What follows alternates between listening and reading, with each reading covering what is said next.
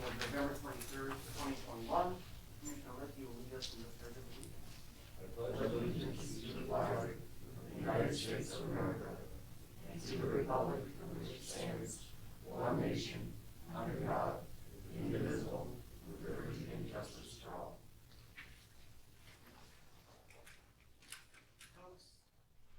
I'll just remind everyone to silence their cell phones as I make sure I have silenced mine. We have one agenda addition. Is that correct? Mr. Chair, within your blue agenda folder is just a copy of the purchase agreement for a agenda item currently. That's already on the agenda. Yes. Okay, so there's no change to the agenda. Members, if you're fine with the agenda, I invite a motion to approve the agenda. Second. Commissioner Lipke moves, Commissioner Kolar seconds approval of the agenda. All in favor, please say aye. Aye. Aye. Opposed? The motion passes unanimously. Turning to the consent agenda, is there a motion to approve the consent agenda? So moved. Commissioner Drano moves, Commissioner Lipke seconds approval of the consent agenda. All in favor, please say aye. Aye. Aye. Opposed? The motion passes unanimously. We'll turn to public appearances. So during public appearances, you're welcome to come forward. You're welcome when you're speaking to remove your mask if you prefer to do that. It's sometimes easier to hear. We ask you to confine it to 2 or 3 minutes. We won't be engaging in a conversation. We'll be listening carefully. Department heads in the room will be listening carefully to what you have to say. So if there's anyone who would like to speak to the board on any matter, the time is now.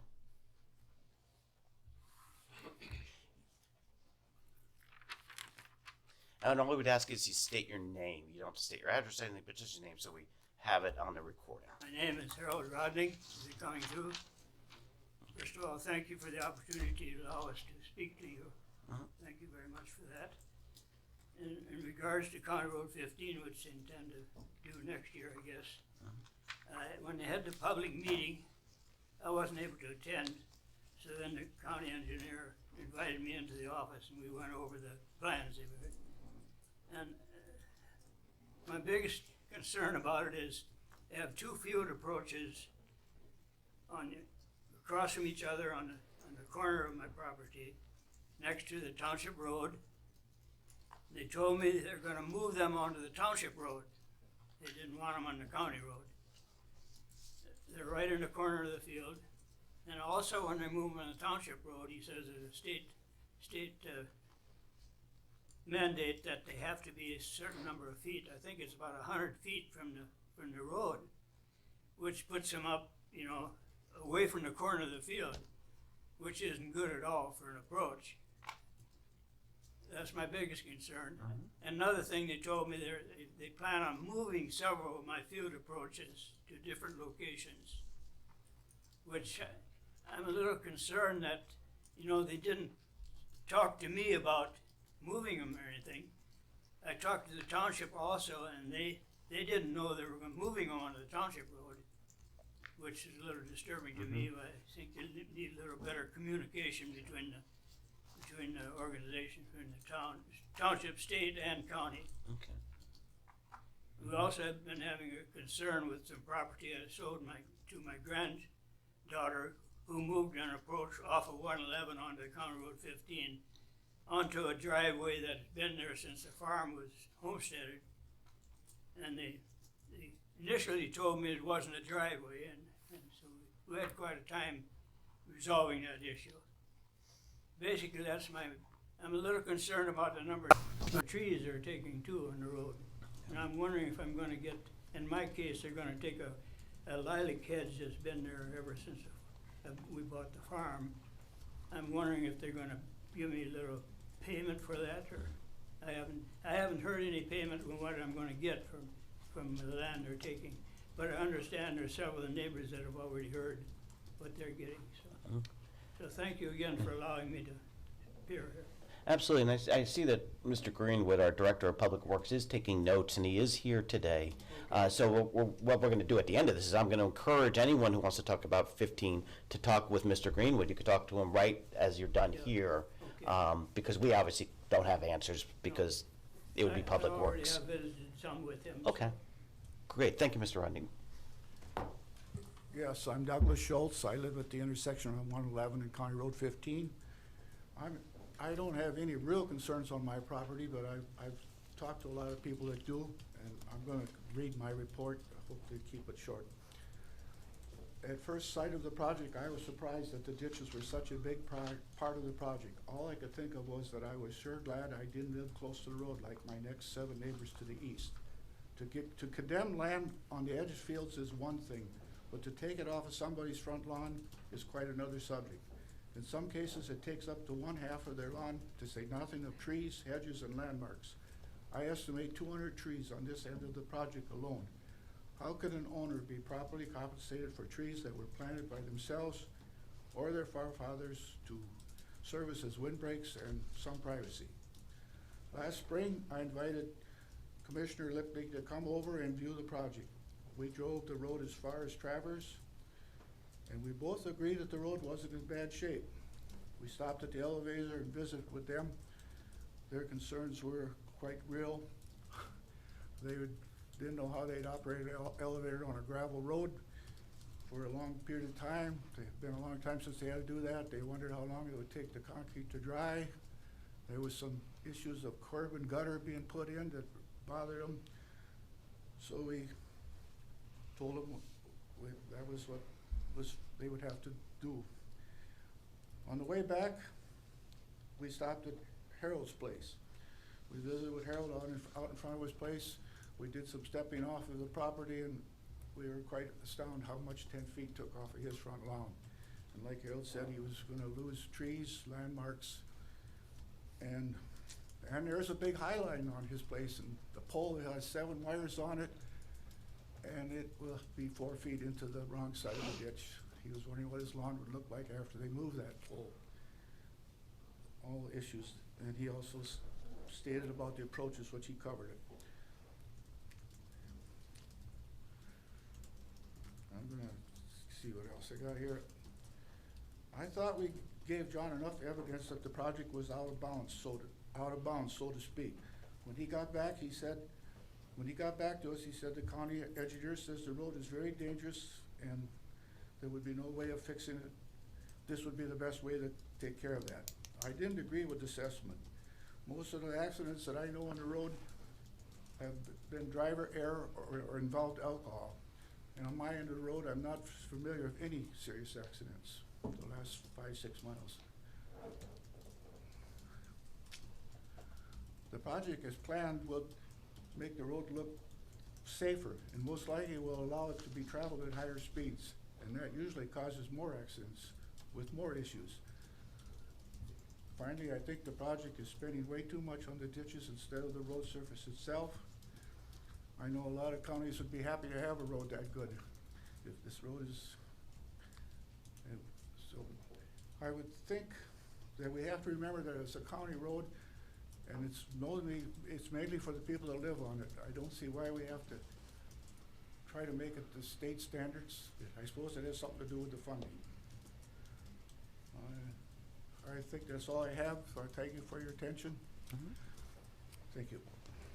Well, thank you both. And as I say, Mr. Greenwood is here and has heard and was taking notes. Are there others who would like to speak during public comment?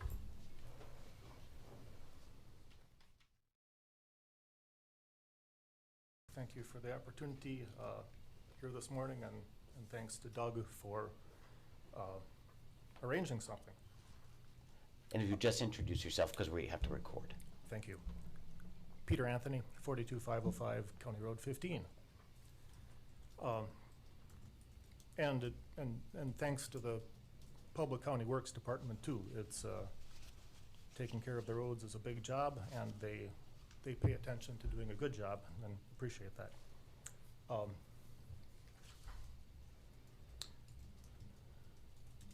Kind of 3 issues representing our family, Mr. Chairman, members of the board.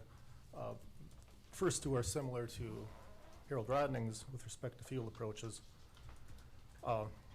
And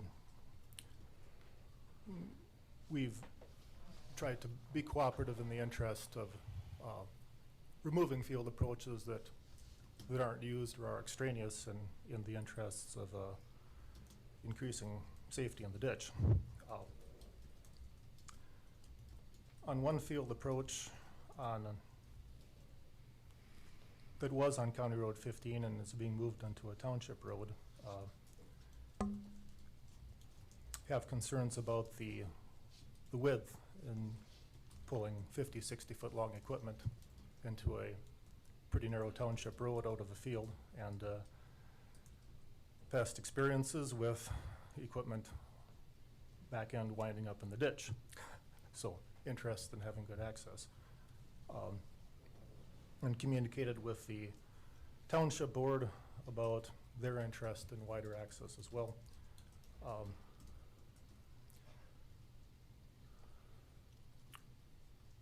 Wrote to Public Works requesting something wider. Response on August 6th of 2021. County's responsibility is to provide reasonable access to properties which a 40-foot finish width, in this case, does. Survey plans and right-of-way documents are complete based on 40-foot wide access. Incorporating something wider will require additional survey, design plan changes, right-of-way document updates, etc. September 14th, 2021, received written request from County Public Works requesting removal of 2 more field approaches.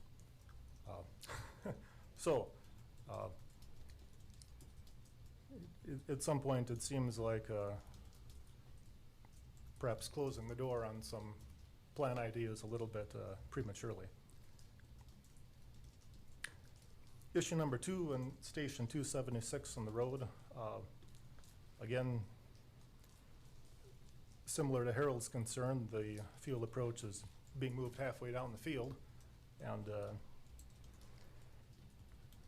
you know, calling that reasonable access is a little bit like insisting you put the zipper in the backside of your pants and insisting that's reasonable access. Well, it's you don't start at the middle of the field, you start at the end, and in order to load trucks, you would then have to drive halfway one way, etc. Reason given for no field approach there is unable to find a culvert strong enough to work. Well, you know, I think that there have been enough road projects over the years that have culverts under them that ought to be able to find a culvert strong enough to work. Issue number 3, proposed stormwater retention basins in the middle of the field. Communicated with Senator Friends, as the Public Works states that it's a state requirement. Response from Senator Friends is, well, no, that's not quite right. Both MPCA and State Department of Transportation have a lot of leeway in what they allow and what they don't. So that's an issue where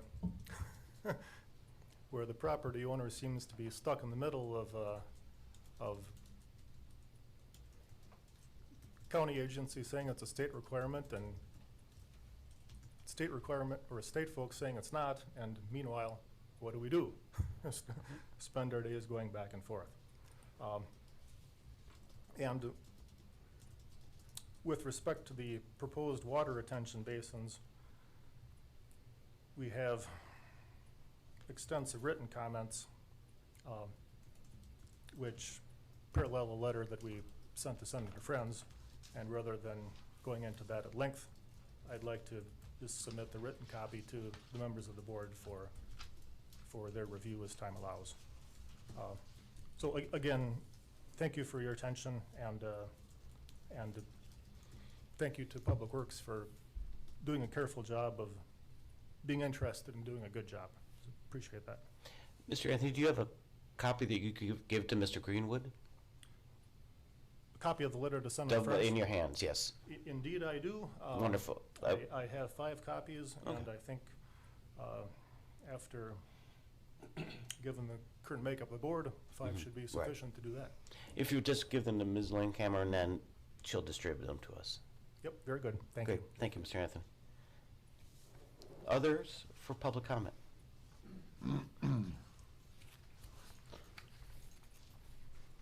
Good morning. My name is Joe Bauer. I live at 42098 County Road 15. I just wanted to support the people who've talked here today. They have their concerns, I have mine. I've talked to several of my neighbors who kind of scratch our head and wondered why they're doing this. If you've ever been on County Road 50, it seems like a good road. It's curvy, but it's been like that for 70 years, and everybody's learned to live with it. My concerns are, one is you're taking land that I don't really have to give up. I'm a small farmer. They took some away from me in the ditch, now they're taking more away from me. I've got commitments I made to Heartland Corn Products to provide them so much corn a year. I can't do that, now you're taking away land, more land from me. The other concern I have is, I have land on County Road 3, they redid that 40 years ago, and I've got, when they redid the slope of the ditch, I've got a wet spot there, always have. I'm gonna have to pay for it. I finally realized that I'm stubborn and I'm gonna pay for tiling that myself. I did ask the commissioners, what happens if that happens? And they verbally said, oh no, they'd pay for the tiling. Well, I bet if I come in 5 years and ask them to pay for the tile, I'm sure they're gonna forget, the engineers are gonna forget that was ever talked about. The other thing is, the road isn't that bad. We've heard it from other people. My assumption is somewhere, someplace, somebody's getting federal money to do this. Well, sometimes I've had a little extra money and I haven't done anything because it didn't need to be done. Just because you have money doesn't need to be doing. And I know they were very, very upfront. They were gonna pay me for the land they took from me. Well, that's great. My understanding, the state, the county doesn't have any other way to make money than taxes. So now all of a sudden you're gonna take money away from me, take land that I don't wanna sell and pay me my money back again. And like I said, I've talked to people. They've done a good job of keeping that road up. Yes, the equipment's gotten a little bigger. We've all compensated for that. I just don't, again, it's just because there's money out there, that's not a good enough reason for me to do it. Great, thank you. Is there anyone else to participate in public comment? Not seeing anyone else, I'll repeat my offer that Mr. Greenwood is here. If you'd like to speak with him now, you can go in the hallway. And also, Mr. Greenwood, you'll certainly be back because we have a number of items for Public Works. Okay, we'll turn to Finance, and we have a motion for December 2021 and January 2022 bill approval. Ms. McCormick, welcome. Good morning. Good morning, Mr. Chair, members of the board. A few items for you today. All right, the first one I have, as Chair Morrow mentioned, is a motion for December 2021 and January 2022 bill approval. So I come to you each year with this. Regular scheduled board meetings occur on the second and fourth Tuesday of every month, except for December and sometimes January. So in order to maintain efficient accounting procedures and provide timely payments to vendors, employees, and providers, we want to keep that warrant distribution occurring on that regular schedule. So the Finance Department is requesting authorization to issue the following commissioner warrants with board approval at the board scheduled meetings as listed on the agenda item. So there are 3 of them. The first one is payment date December 28th, 2021, which would be approved at board on January 4th. The second one is the final one of the year, which we do on December 30th, would be approved on January 4th. And then the third one is January 11th, 2022, would be approved on January 25th. And I'm looking for a motion to approve that schedule. Is there a motion to approve that schedule on Commissioner warrants? So moved. Commissioner Kolars moves, Commissioner Lippy seconds. Any discussion?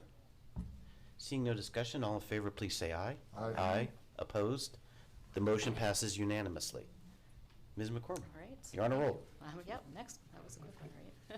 All right, the next one we have is, the agenda item is called Transfer of Missing Air Assets, held under Minnesota Statute 524.3914. And I will read the background on this for you. So under Minnesota statute, the court may direct the personal representative in the estate proceeding to deposit with the county treasurer any asset that is not distributed as part of the estate proceedings, either due to the heir not being found or the heir refusing to accept the distribution. The treasurer county will hold the funds as the restricted fund for a period of 21 years, during which that time the person entitled to the funds can apply to the district court for an order to distribute those funds. Per Minnesota Attorney General Opinion 349-D, any unclaimed funds that remain after those 21 years can belong to the county.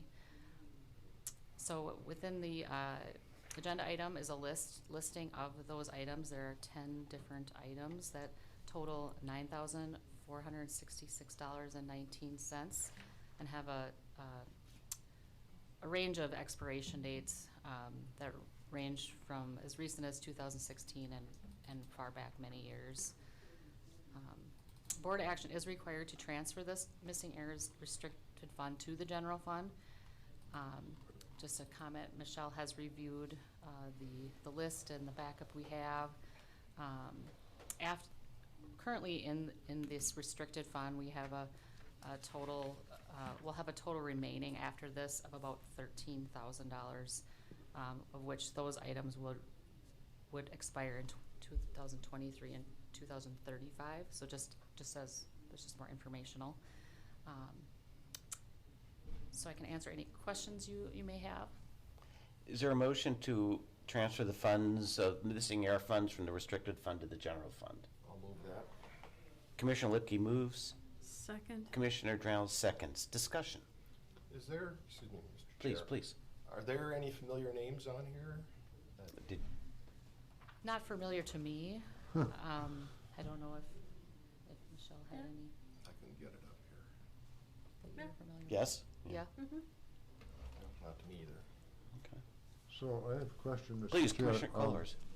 How were these funds held by the county? Were they just in a cash box someplace?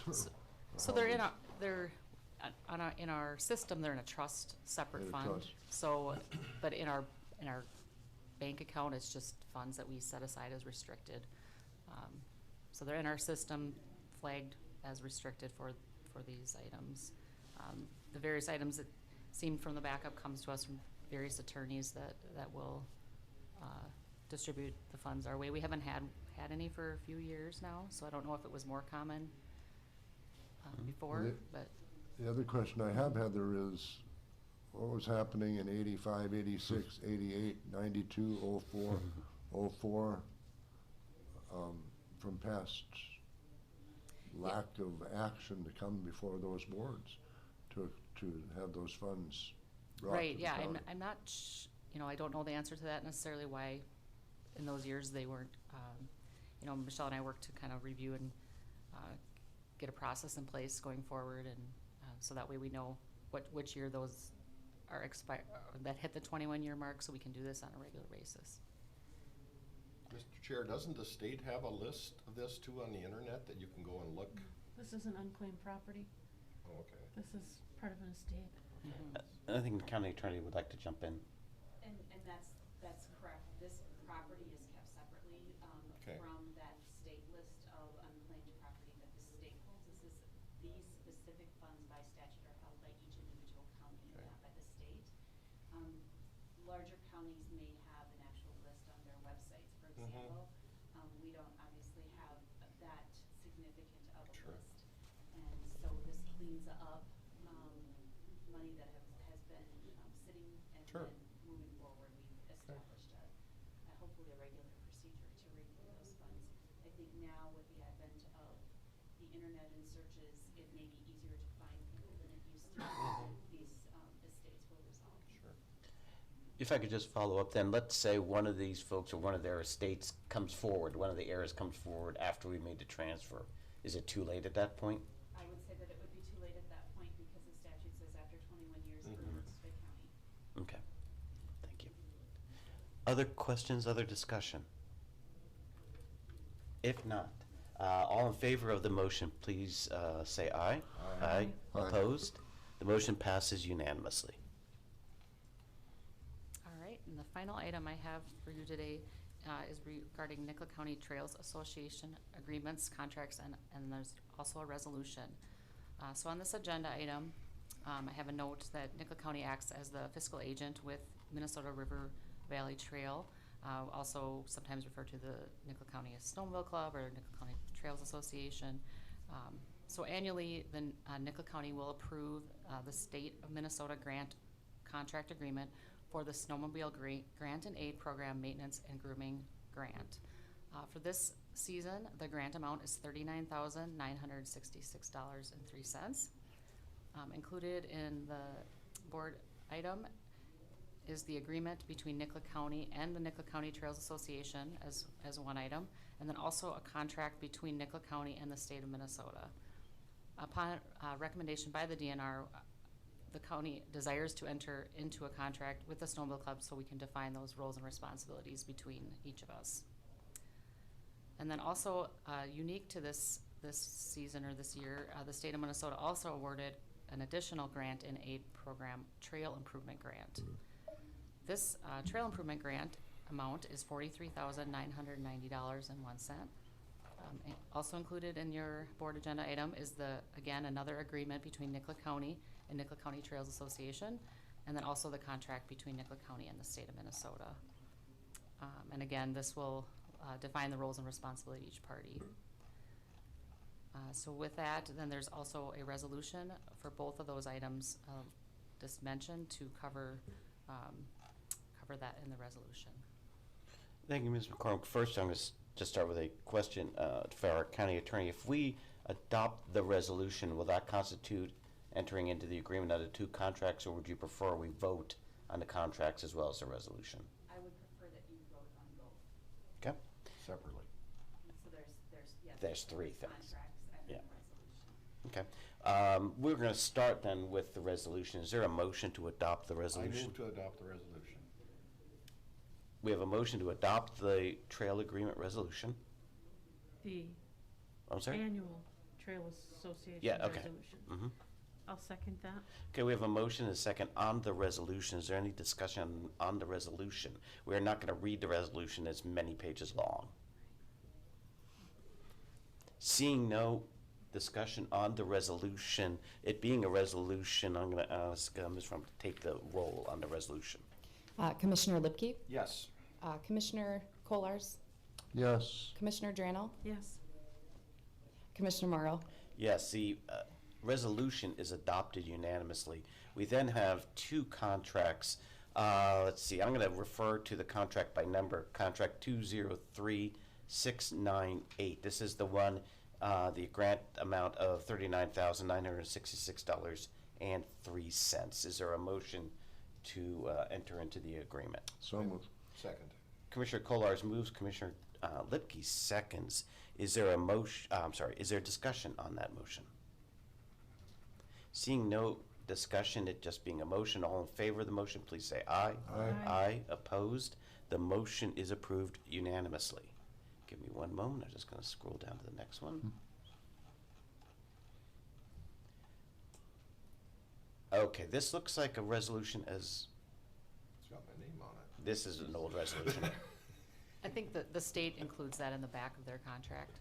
Okay, so I just need to find the other contract. Here we go. Yeah. Okay, we have a snowmobile grant in aid program, 21 grant. This is contract number 194790 in the amount of $43,990.01. Is there a motion to enter into this contract? I move to enter into this contract. Commissioner, Second. Commissioner Lipke moves, Commissioner Drano seconds. Any discussion on the motion? Seeing no discussion on the motion, all in favor of the motion, please say aye. Aye. Aye. Opposed? The motion is adopted unanimously, or approved unanimously. Ms. McCormick, I think that's it, unless you have anything else to add? I don't think so. Wonderful. Have a happy Thanksgiving. Thank you, you too. We will turn to Public Works. Mr. Greenwood. Good morning, good to see you.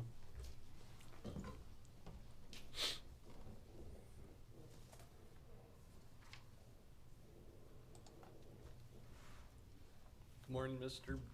Chair, members of the board, and staff. A couple items from Public Works today. The first to consider MnDOT Cooperative Construction Agreement number 1047570.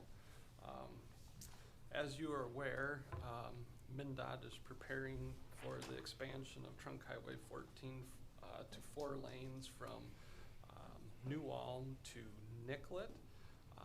The agreement in your packet lays out the roles and responsibilities of MnDOT and the county, and identifies the cost participation that the county needs to provide for interchanges that will be built at County Roads 37, County Road 12, and County Road 24. Our cost participation amount for these 2 interchanges is $3.5 million. We were successful in receiving a Transportation Economic Development, or what they call a TED grant, in the amount of $405,950, and that money can be spent on trunk highway projects for the local share. So that will reduce our cost participation that we're providing to the state down to $3,094,500. And so in your packet, there's the entire agreement. It's got some exhibits that indicate future maintenance responsibilities for the county, the state, and the cities. I'd be more than happy to answer any questions on this item. Is there a motion to approve MnDOT Cooperative Construction Agreement number 1047570? So moved. Okay, Commissioner Kolarz moves, Commissioner Lipke seconds. Let's just go back and forth. Discussion on the construction agreement. Mr. Chair? Commissioner Lipke, Commissioner Drow, then Commissioner Kolarz. That $3.5 million, that's the same dollar amount we've been talking about for Yes. several years? Yes, Okay. correct. And you just got it reduced through that grant thank you. Yes. Yep. Commissioner Drow. Seth, have any of the interchanges changed since our weekly meetings up in Cortland 2 years ago, 3 years ago? Are they pretty much the same? I couldn't find my notes. Location is the same. Same? I'm sure since those meetings, there's been, more refinements on Okay. actual layout. But for the teardrop stayed, the Correct. R-cut stayed, the intersection stayed. Yep, and Okay. so in your packet, there are maps Yep. like this that show those layouts. And Yep. yes, conceptually, yeah, they're very much the same, Same. as Okay. what we Thank you. talked about. Yep. Commissioner Kolarz. Thank you, Mr. Chair. Good morning, Seth. Good morning. Are you satisfied with the Minnesota Valley Lutheran intersection? Yes, there's going to be, I believe, an R-cut intersection built there. Before design really got going on this project, if you recall, a task force was put together that included key partners from all the different agencies, the school, the cities, the townships, to discuss, options for improvements along the corridor. And in the end, the task force had submitted a report on preferred recommendations for those improvements at all the various intersections. And so, yes, Good. happy with what's transpiring at that location.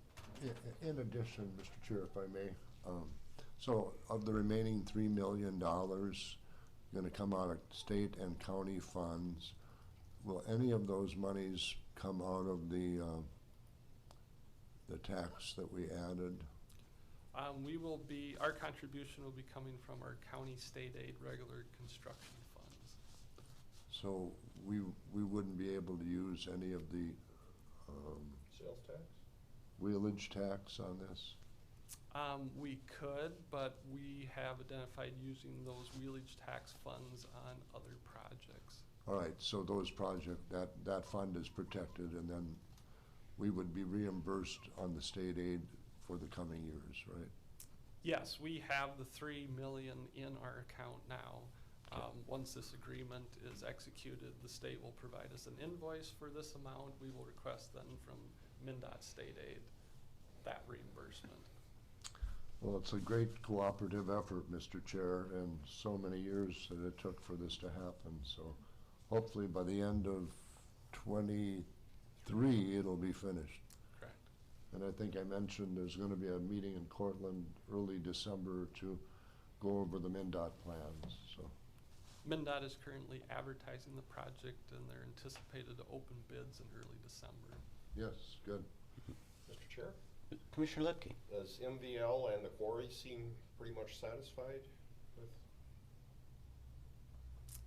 During our task force meetings and the outcome of recommendations for improvements to intersections and whatnot, they seemed on board at the time. Since then, I haven't been part of any kind of detailed conversations between MnDOT and MVL or the quarry.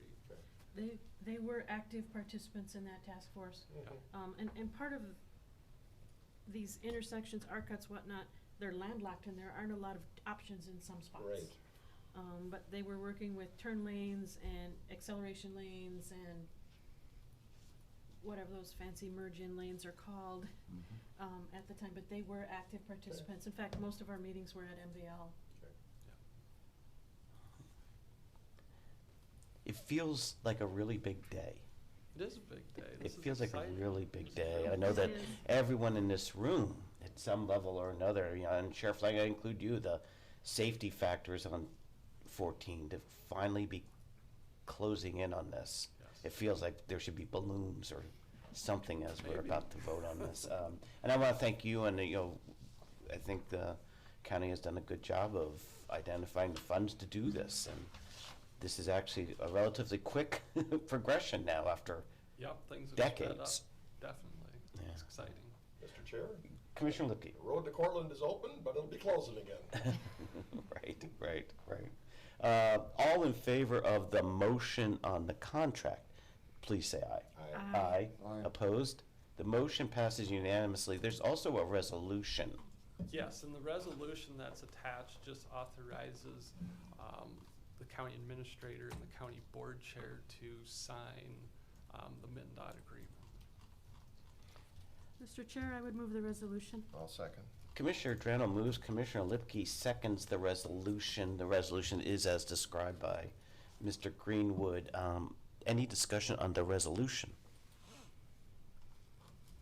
Seeing no discussion on the resolution, I would ask that the roll be taken. Commissioner Drano, Yes. Commissioner Lipke, Yes. Commissioner Morrow, Yes. Commissioner Kolars. Yes, The resolution is adopted unanimously. Mr. Greenwood, next item. The next item is to consider a professional service agreement for County Road 23 Ravine Stabilization Project. As you're aware, we've had multiple conversations about severe erosion occurring at the downstream end of a large culvert that crosses County Road 23. We also have erosion developing in a couple of the road ditches that funnel down to the ravine. Some time back, we had executed an initial contract with Gale Tech Engineering and SRF to do an initial investigation and report with recommendations for repairs. They have completed that report, and so the next step in this would be to, and this is what I brought forward today, is to consider the professional services agreement with SRF Consulting and Gale Tech to go into the final design and specification stage to develop those final plans for the repair. We anticipate starting and completing this project next year. And so I'm asking the board today to approve the professional service agreement and authorize the Public Works Director, myself, to sign that agreement. There is a copy of the agreement in your packet. Also move.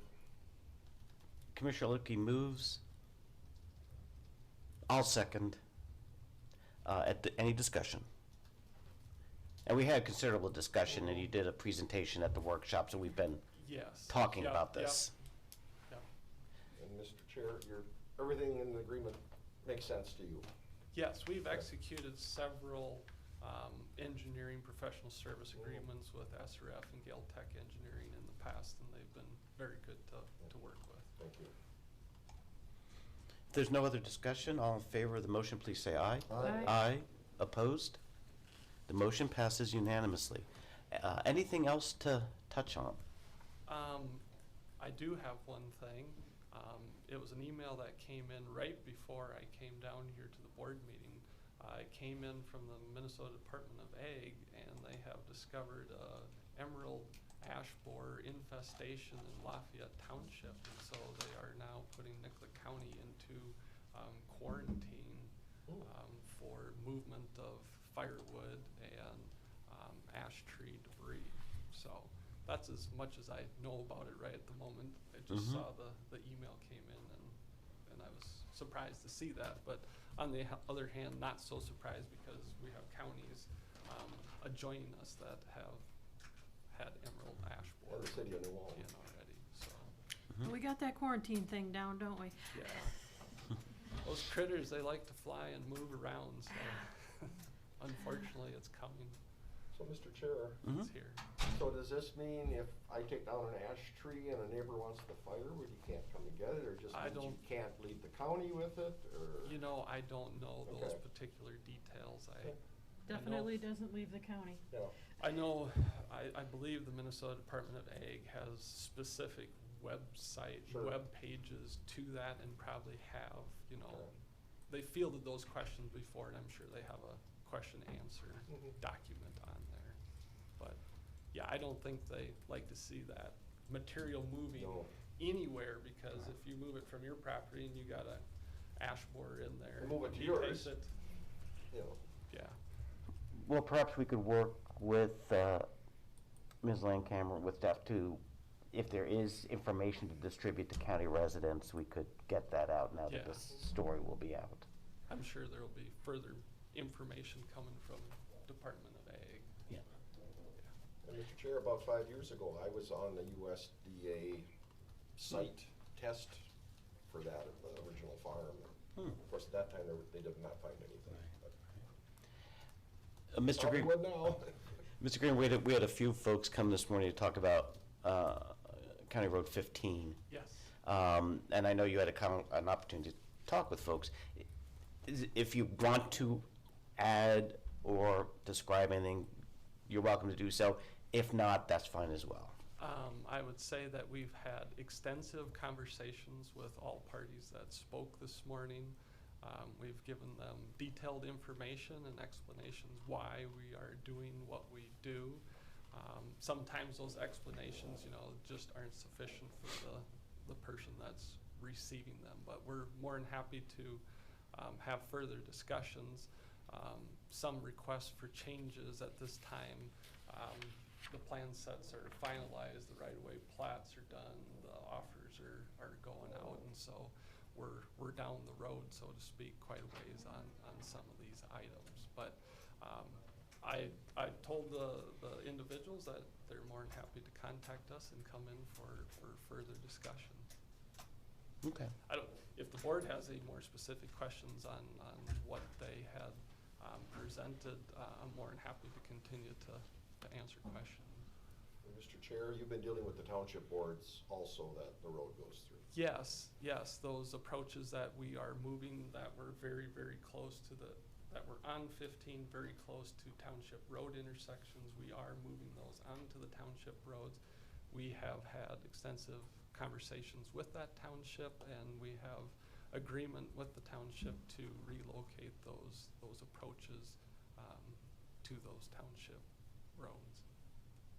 And that was worked out some time ago already. Mr. Chair, what Peter was saying about the length of the semis and what have you, so they just put wider approaches in there to Yes, typically compensate? the width for a joint or field access approach is 30 feet wide at the right-of-way line. As you get closer to the road, of course, those approaches flare, and so right at the road, those approaches could be anywhere probably from 60 to 70 feet wide when you get up to the road, and those radiuses is really what's key in large, long equipment coming out of the fields, those trailers tracking.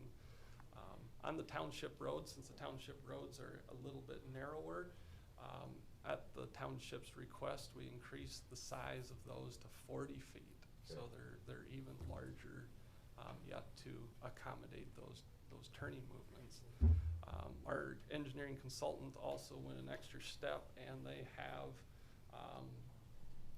modeling software that models various different vehicle configurations, and they can model those turning movements.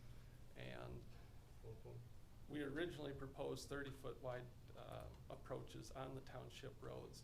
When they modeled those, there was still sufficient room for those larger vehicles to make their turns on the township road. But at the request of the township, we increased them by another 10 feet to help alleviate some of those concerns about turning movements. Well, some of it is education of the driver where he's gotta go too. Yes. You can't yes. just go in the center and think it's gonna work Yes.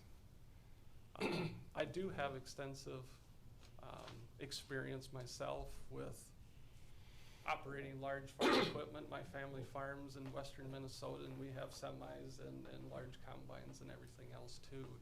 And we have numerous tracts of land that come out on township roads with driveways and whatnot, and so we make those same turning movements. And so the approaches that we're building in this case are in a lot of instances even far superior than what I am even used to on my family farm. So we want landowners to be able to get in and out of their fields safely, and also to provide a transportation system that's safe for those individuals that are using our highways. And I believe that we're accomplishing that with this project.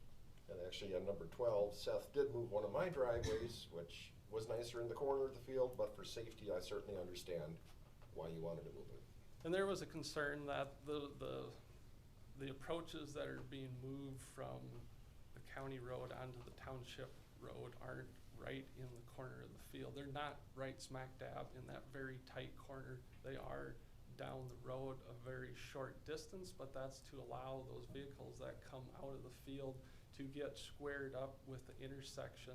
Otherwise, if you're too close to the intersection, you pull out with a semi and you completely block the entire intersection, and the vehicle's sitting in there at skewed angles, which is not good from a safety standpoint. Commissioner Kollars. Mr. Chair, thank you. Maybe you answered this before, but how do you answer the citizens who say the road's not in that bad of a shape? What are we doing this for? County Road 15 has very narrow shoulders, anywhere from 2 to 3 feet wide, very steep inslopes. Lots of trees in the road right away, close to the road. These are all contributing factors for an unsafe corridor. The county some years back had participated in a comprehensive county road highway safety plan, and in that safety plan, every county road in the county was looked at for various risk characteristics. They looked at, past accident histories and whatnot. This segment of County Road 15 was identified in the top 15 of unsafe road segments on our county road system throughout the entire county.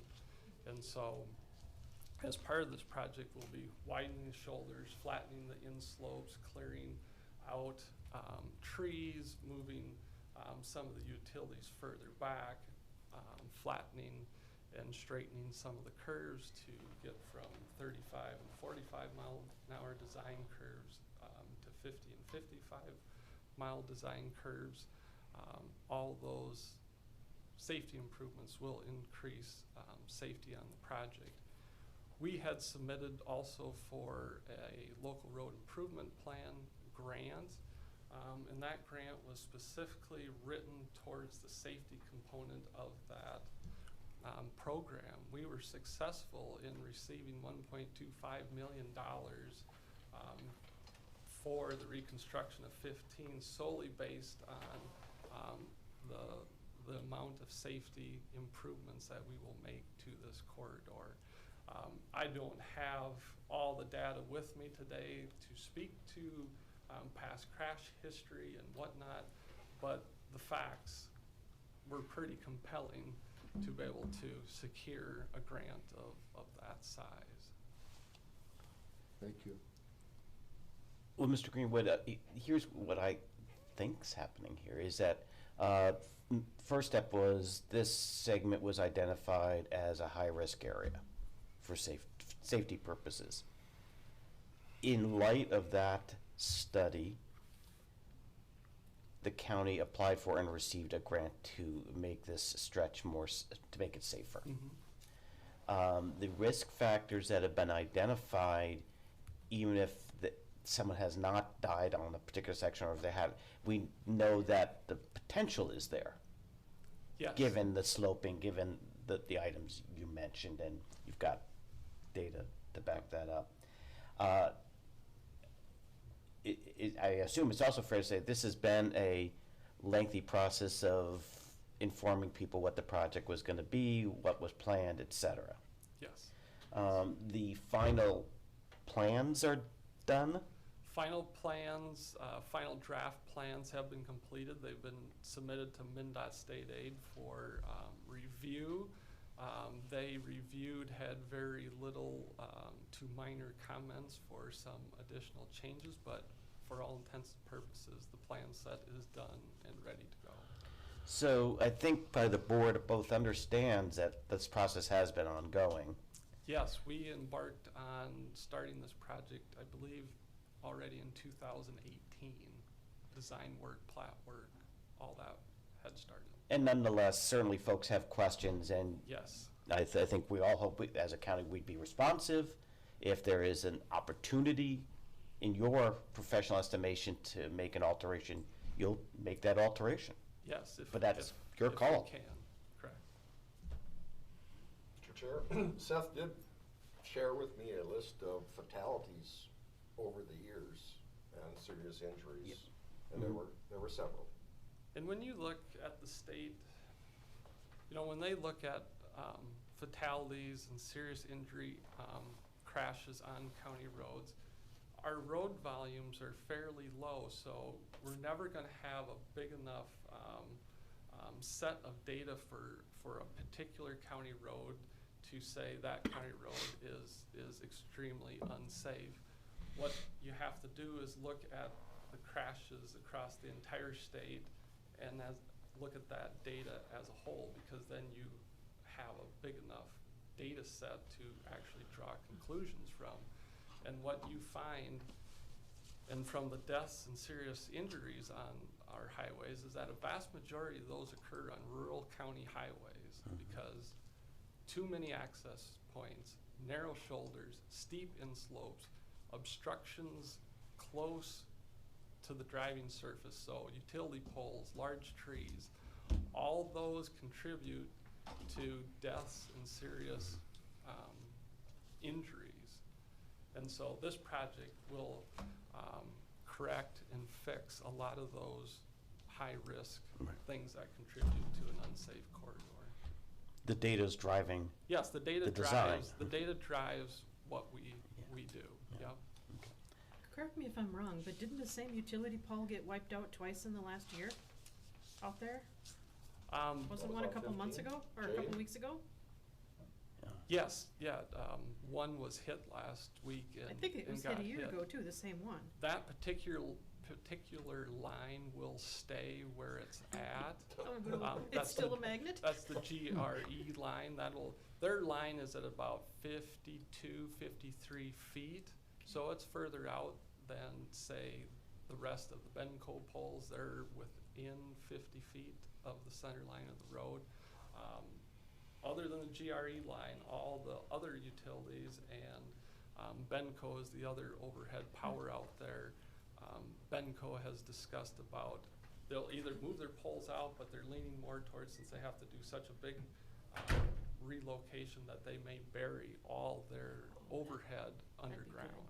So those poles will disappear.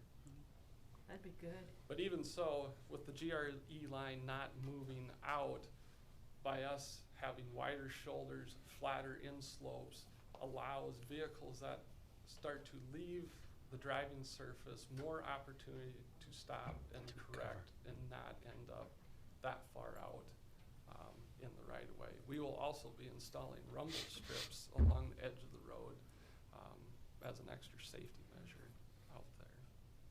I know a lot of thought's gone into developing this project. Well, thank you, Mr. Greenwood. Thank you for the info. Thank you for talking to folks who raised concerns today. I know we all appreciate your willingness to do that, Yep. your openness to do that. Thank you. Press release from Department of Ag is right on their website for Nicollet County. Oh, okay, yeah. All thanks for right. moving. I just picked Great. her up. Thank you. Thank you. Ms. Sassenberg, we're going to talk about Family First Prevention Services Act.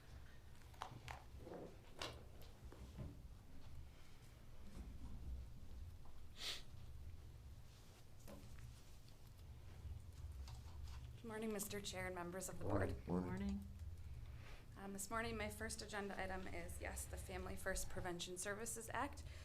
We talked about this in the board workshop last week. This is an act that began limiting foster care payments for placements that are not family foster care homes on October 1st, emphasizing that home-like settings continue to be the preference for child welfare services. This act also created a new standard designation as a qualified residential treatment program, which many of our providers are moving toward. The purpose being to provide high-quality trauma-informed services for youth. Additionally, the statute related to this also established a court review and approval process for QRTP placements that requires the responsible social service agency to provide the court with an assessment completed by a qualified individual. This is a mandated service, and per the Family First Prevention Services Act, no employee with direct involvement in child welfare, foster care, or the placement of children can provide this service. There was recently a waiver extended so that county employees could provide this service, but not county employees at your agency involved in any of these services. So we will need to contract with either an individual or an agency to provide this service. The contracted rate for the service will be between $30 and $35 per hour for 12 to 18 hours per assessment that is completed. Looking at just our number of children entering these settings in 2021, which has been 8, our estimated budget would be between $2,880 and $5,040. However, this will fluctuate based on the number of children who are moving into this placement type. Because the development of these contracts will be timely and based on need, I am requesting that the board delegate to me, in collaboration with the county attorney, the authority to execute contracts for the purchase of these assessments by qualified individuals prior to entrance to a QRTP facility. Is there a motion to delegate to Director Sassenberg the authority to execute the contracts? I'll move. Commissioner Lipke moves. Second. Commissioner Drano seconds. Discussion. Seeing no discussion, all in favor of the motion, please say aye. Aye. Aye. Opposed? The motion passes unanimously. COVID-19 update. Yes, monthly update on our COVID situation. The positive cases in Nicollet County continue to trend up, similar to statewide. Right now in Nicollet County, we are just short of the number of positive cases that we were experiencing last November. I think just by about 12 cases last week short. The majority of our positive cases are occurring in those ages 0 to 49. Our booster shots have now been approved for anyone ages 18 and over after 6 months following the last dose of their primary series. This is just a small change, so expanding that and encouraging everyone to get those booster shots. Our public health team continues to host clinics identified by need. So our weekly booster for Moderna has been very well attended. Our clinics have been full. So we are adding a second for that week, Moderna booster clinic for next Thursday, December 2nd from 11 to 12. And that registration information has been placed on our social media pages. On December 10th from 2 to 4, we will be holding a clinic at the Lafayette Community Center. And this will offer primary Johnson & Johnson vaccine as well as the Moderna booster. This clinic will be advertised on social media in the Lafayette Ledger and on KNUJ. And lastly, we will now begin hosting pediatric clinics as well. We had been holding off on that, but we do have some local pharmacies who are not able to move forward with offering that vaccine at this point. So we have noted that particularly in our rural communities, there is an access concern. We will be starting those clinics on December 6th and 7th. We are currently targeting the more rural communities, so looking for St. Peter, Nicollet, Lafayette. So we are hosting those clinics here in St. Peter, but beginning our outreach through school districts first. Those clinics will be handled a little bit differently. We're used to the kind of mass clinics at this point where we have been holding them in the garage and moving people through at about one person per minute or two. With children coming in, we will be making use of our clinic room in the St. Peter office, so we will be having children and their families brought back to private rooms to complete the vaccine, answer questions, have it be a more comfortable setting. So they will be smaller in size and speed, but we will begin those at the beginning of December and schedule more based on the need that we're finding in the community. Questions for Director Sassenberg? Yes, Mr. Chair. If you go to the schools, the parents still have to be there? when the children Correct. Get the shots? Yes, we are requiring a parent or a legal guardian to be present. Couple of questions, Mr. Chair. Thank you very much, Cassie, for your report. First of all, how are your folks who are delivering these services doing? I think they're doing fairly well. We're very lucky to have a team who continues to meet the community where the needs are and are pretty enthusiastic about doing so. Yes, and as the chair has said many times, please thank them for us, if you would. Yesterday at our MTRAC board meeting, hopefully I haven't had a chance to talk to you about this, but your health people will probably advise you that in regard to the whole COVID communication piece that MTRAC does in Blue Earth, Brown, Nicollet, LeSueur, Waseca, and Watonwan County, over 16,000 letters were sent out to residents in those counties about the COVID shots, about the vaccinations. And Patricia Rice, who was with the MTRAC Operations Board, said that, because I asked her how did people respond, and she said people responded favorably to these letters, giving them the information about where they can get their vaccinations. And only one person, she said, called to say that he wanted to object because he thought he was free from any kind of disease. So that's encouraging to hear when those things, that it was a successful venture. As we've seen through Minnesota Department of Health, through MTRAC, Cassie, and that communication device for other diseases that we send out information about, seems to be welcomed by those receiving the information about all kinds of vaccinations. This one is a little harder to track because of the politics involved and that craziness. But how do you feel about the report that most people are welcoming these letters? I think that's encouraging. We like to make sure everyone has that information available to them. I believe there will be additional letters mailed out between MDH and MDE as well, notifying parents of the ability to vaccinate ages 5 to 11, and additionally more information sent out from the school districts. So lots of partnership around that communication. We continue to place flyers as well, in addition to using our social media sites, with direct phone numbers to some of our staff in Health and Human Services. We have found that to have gone over very well. People who may not have internet access, having the ability to call in and have somebody assist them with registration and answering questions. So if I could just respond to that, Mr. Chair. So that seems to be engaging people in a way that's you see as helpful? Yes. Good. Thank you. Yes. Obviously, looking around the room, we still have a mask requirement in our county buildings. Do you know, are there any counties that take the mask mandate away if an employee can prove they've been vaccinated for that person? I might encourage more of our employees to get shots if they can get rid of this. I think each county has very different policies, so I wouldn't want to speak to any specific counties at this point. You think it would help get more employees on board if we gave them that option? I do want to express my personal gratitude. I'm looking forward to December 3rd when I'll come to you all for a booster, and I'm just grateful to you, as Commissioner Kohler said, for all you all are doing, and I hope that you have a let's see, Ms. Landcamer. Good morning, Mr. Chair and members of the board.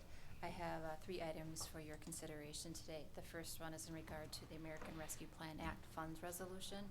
This is a resolution to formally accept the funds that the county has received from the federal government through the U.S. Treasury. The American Rescue Plan Act, you may refer to it as ARP, ARP, ARPA, ARPA. It's been various terms thrown around with it, but it is funds available for government entities as a resource to assist with the pandemic response and recovery efforts. Within your packet, there is a copy of a resolution. I do want to note that it is anticipated, Nicollet County has received in the summer of 2021, $3,328,661.50.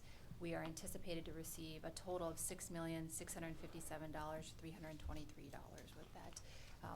We did have the first formal ARP meeting last week. Over the last couple of months, we have been gathering ideas for potential use of those funds. Some of them are going to be happening sooner than later, but we are moving forward and for consideration of the overall funds. So today I do ask for approval of the resolution as proposed. Is there a motion to adopt the resolution? Moved. Second. Commissioner Kolars moves, Commissioner Lipke seconds adoption of the resolution. Discussion on the resolution.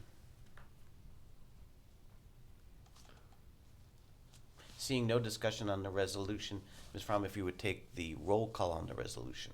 Commissioner Kolars? Yes. Commissioner Lipke? Yes. Commissioner Morrow? Yes. Commissioner Drannell? Yes.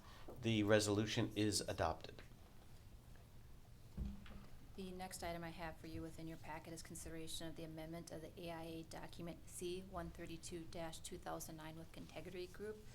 This has been a document that has been used with the county over the last several years related to Contegrity Group and any remodel projects that they have been involved and construction projects with it. Most recently, this agreement was amended in 2020 to address the exterior remodel of the North Mankato Health and Human Services building. This has been a past practice that has continued through, and so today I do ask that approval of that amendment of the AIA document. Just to note, step one was the approval of the AIA document with Vetter Johnson, Inc., which occurred on the November 9th meeting, and this is just phase 2 of that overall agreement to move forward with the remodel of the interior portion of the North Mankato Health and Human Services building. Is there a motion to approve the amended AIA document C-132-2009? So moved. Commissioner Drannell moves. I'll second. I have a question. Commissioner Kolars seconds. Commissioner Kolars. I want to vote in favor of this. Tell me why it's so important that this happens. This is the overall project for the interior remodel of the North Mankato building is going to address several issues. Is efficiencies with the safety, most importantly ADA requirements that are currently lacking within the building that when it was constructed in the mid-90s did not occur. So to address any concerns with consumers that are coming into the building, we want to make sure that the ADA requirements are adequately addressed. Also security issues with it. Individuals that sit up in the front lobby area cannot see customers or consumers coming in, so either there could be a safety risk or they may not be properly addressed when they come in to provide services with it. So it's a great opportunity to address it overall. To note also that not only is this building housing Health and Human Services staff, it does also address the probation staff that are housed in this building, and they do have some other concerns as far as their regular testing that they need to address with some of their clients that come in, again with safety issues also. So if I'm hearing you correctly, it creates a better workspace. Overall, yes. Mr. Chair? Commissioner. Has this company generally been satisfied with the work they've been doing? Yes, they've been done a lot of different projects for the counties over the last several years with it. They have been very consistent with their work They ethic. built that building over there and using them. Okay. What year was that? Before you got here. I know that. I have a question for the county attorney. In the original agreement in section 1.1.8, I could just tell you what it says. It says that the owner identifies the following representative, and the representative is our former county administrator. Should that be amended, or should we just leave it? I thought it was reflected in the amendment. I don't, if it is, I'm not seeing it, but I may have missed it. It should be amended if it's not in the amendment itself. Yeah, the amendment sections are listed, and 1.1.8 isn't listed there. But again, I may be missing it. I'm certainly open to that possibility. I can verify with Would the you integrity please? group to make sure that if that needs to be amended, it is. Do you need a motion for that, or? I'm not particularly concerned in terms of, well, we have a motion ahead of it. Should it say the name or should it say the current county administrator? Well, since it has a name, and I guess, Okay. shoot. Replace the name. Ms. Fromm, we have a motion in front of us? Yes. Yes, to amend. I'm going to move to amend the motion to amend 1.1.8 to identify Ms. Landcamer as our representative. I'll second that. All in favor of the motion to amend the all in favor of the amendment to the motion, please say aye. Aye. Aye. Aye. Opposed? I'll now call for a vote on the motion as amended. All in favor, please say aye. Aye. Opposed? Okay, so we have approved everything. We approved the amendment and we approved the motion. Oh, boy. Let's see, consideration of a purchase agreement. This is the last item I have for your consideration today. This was a subject of a closed meeting during the November 9th board meeting to discuss preparing an offer on 1301 Marsh Street, St. Peter, Minnesota. Given that authorization, I did contact the listing agent and offer to purchase the property. They did counteroffer, and we agreed upon a sale price with it. And so a copy of that purchase agreement was provided to you. What I'm asking today are several things. First of all, I am asking for approval of earnest money in the amount of $5,000. And that will, of course, go towards the overall cost of the project. Authorization for the board chair to sign the purchase agreement and the associated closing documents with it. One thing I do want to note, as part of the terms of our offer, there was flexibility in the closing. The seller has agreed upon that they would like to close prior to December 31st of 2021. That exact date has not been determined, but going forward, they are interested. Couple of things to note: this offer does include the furniture of the property, and also it is contingent on board approval, which is occurring today for the purchase agreement, and I'm thinking on the last one, an inspection of the overall structure with it. That's coming up or that's been done? That is coming up. Okay. Ms. Sassenberg, we've talked about this project in previous meetings. You're welcome to add anything before we go to motions, or we can just go to the motions. It's up to you. Right here. Thank you, Mr. Chair.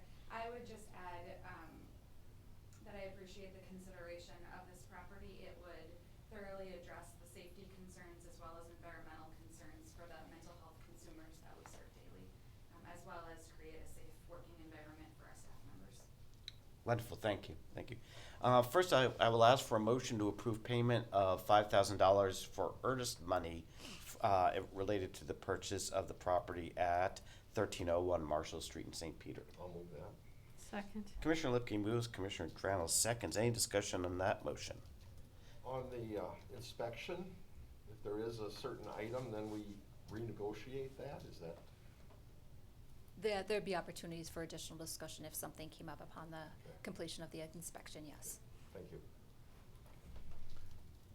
Seeing no other discussion, all in favor of the motion to approve payment of the $5,000 earnest money, please say aye. Aye. Aye. Opposed? The motion passes unanimously. I'll now invite a motion to authorize the board chair to sign the purchase agreement and associated closing documents for 1301 Marshall Street. I'll move it. Second. Commissioner Kolars moves, Commissioner Drannell seconds the motion. Discussion on the motion. Mr. Chair, I believe that this has the potential to be an excellent investment for Nicollet County. The size of the building, the location of the building that Commissioner Drannell has talked about in terms of future mental health considerations. And quite frankly, you couldn't build this building for this amount. So Sioux Trails was in need of a buyer, and this will help, I believe, our county to provide us with not only a building that answers our needs, but gives us as a county continued ability to serve the public. Other discussion on the motion? I'd like to thank Ms. Landcamer, Ms. Sassenberg, and others who moved this forward. Really a remarkable job. But our other options we're saving considerable money. We're getting a safer space. We're getting serving our, I think, as Ms. Sassenberg said, our clients very well. So I'm very pleased about that. I would note in this motion that the purchase price of $800,000 is what's involved for the real property at 1301 Marshall Street, and that includes, as Ms. Landcamer said, the furniture.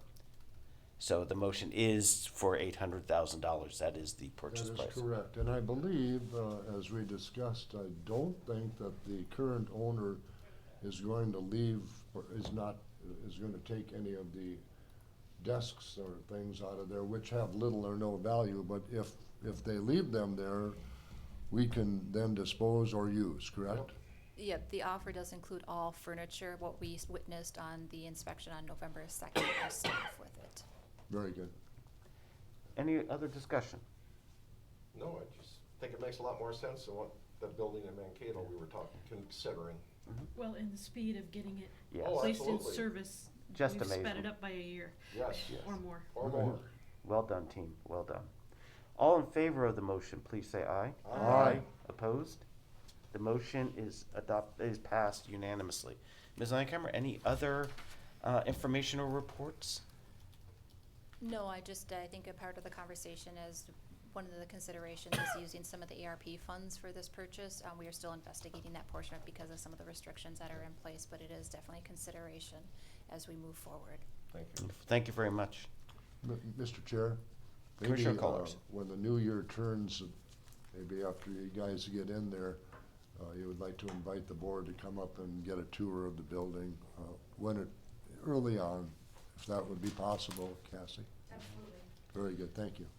And Ms. Landcamer, I know the board all wishes our staff a wonderful holiday with their family and friends, and hope that everyone can take a little bit of a break and recharge, and hope that this holiday goes well. Other reports, Sheriff Lang, I see you're leaving. I was just going to give you the opportunity. If you had anything you need to add, you're good to go. Any other reports? County Attorney. Thank you, Mr. Chair. I don't have any specific updates for the board other than to note that my office continues to work with human services, law enforcement to just respond to the increased mental health and chemical dependency issues that we're seeing as a result of COVID-19 and other societal factors. Thank you. Thank you for that work. Commissioner committee reports. Commissioner Lipke. Okay. Just 2 weeks ago, Marie and I went to Gaylord and had ditch meetings with Sibley County and also with Sibley and Renville. Went to the workshop yesterday morning. I cleaned squash for the community Thanksgiving in New Ulm, and I will be helping there on Thanksgiving. So if you need a spot to go Thanksgiving, come to St. Mary's Church in New Ulm, 11 to 2, I think. That's great. And carpooled with Commissioner Verkamp from Brown County, and we went to the Rural Minnesota Energy Board meeting in Slayton yesterday afternoon. Terrific. Thank you. Thank you. Commissioner Drano. As Commissioner Lipke mentioned, the board department head workshop followed up by a joint ditch meetings in Gaylord, where I carpooled with Jackie. Tri-County Solid Waste meeting last week, a Brown Nicollet Community Health Board executive meeting, various phone calls and emails, and today's meeting. Great. Thank you. Commissioner Kollars. Thank you, Mr. Chair. Attended the RETA meeting, Area Transportation, Minnesota Valley Action Council, our workshop on the 16th, Diversity Council, Greater Mankato Growth, Traverse to Sioux, plugged into the rural Minnesota Energy via Zoom yesterday before the MTRAC meeting via Zoom, so that's why John was able to go, and I was sitting on the computer. And today's county board meeting, and then this afternoon we'll have a RETA meeting for the chair and vice chair. And just to say, Mr. Chair, how grateful I think we all are to our county employees and staff for the work that they've done this year. Thank Yes. you. Let's see, meetings and conferences. We all know that the AMC meeting in early December, I forget the exact date, 6th or 7th or 7th and 8th, one of those, is coming up. It's, I'm sorry. Let's see, approval of per diems and expenses. I'll move. Commissioner Lipke moves, Commissioner Kolar seconds. All in favor, please say aye. Aye. Opposed? The motion passes unanimously. I will welcome a motion to adjourn the meeting. Move to adjourn the regular commissioners meeting. Second. Commissioner Lipke moves, Commissioner Drano seconds. All in favor, please say aye. Aye. Aye. Opposed? The meeting is adjourned. I'm going to call the Nicollet County Drainage Authority meeting of November 23rd, 2021 to order. Invite a motion to approve the agenda. So moved. Lipke moves. Second. Drano seconds. All in favor of the agenda, please say aye. Aye. Aye. Opposed? That motion passes unanimously. Here we go, Ms. Frum. We're just running through this. I will invite a motion to approve the consent agenda. So moved. Commissioner Drano moves, Commissioner Lipke seconds. All in favor of approving the consent agenda, please say aye. Aye. Aye. Aye. That motion is approved unanimously. We're going to go 3 for 3 here, sir.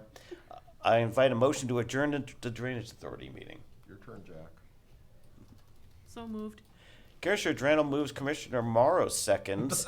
Adjournment of the Drainage Authority meeting. All in favor, please say aye. Aye. Aye. All opposed? The Drainage Authority meeting is adjourned.